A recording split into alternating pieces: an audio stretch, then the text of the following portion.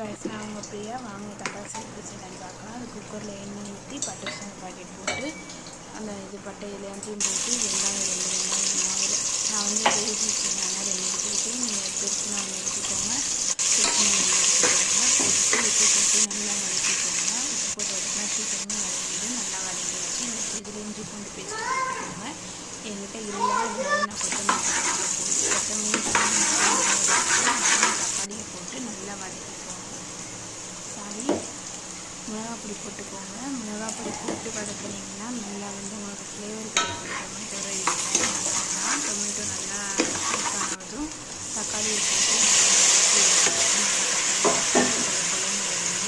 இந்த ஸ்டேஜில் நம்ம வந்து 2 கப் தண்ணி ஊற்றிக்கலாம். நல்லா குறைஞ்சி வந்துச்சு. இந்த ஸ்டேஜில் நம்ம 2 கப் தண்ணி ஊற்றி நல்லா அரிசி ஒன்றும் பாதி வந்து குக்கரை மூடி வச்சிடணும். தக்காளி சாதம் எப்படி வந்துச்சுன்றதை பேபி பொட்டேட்டோன்ற ஒரு வீடியோ வருது, அந்த வீடியோவில் நான் சொல்கிறேன். இந்த ஸ்டேஜில் அரிசியை போட்டு மூடி வச்சுக்கோங்க.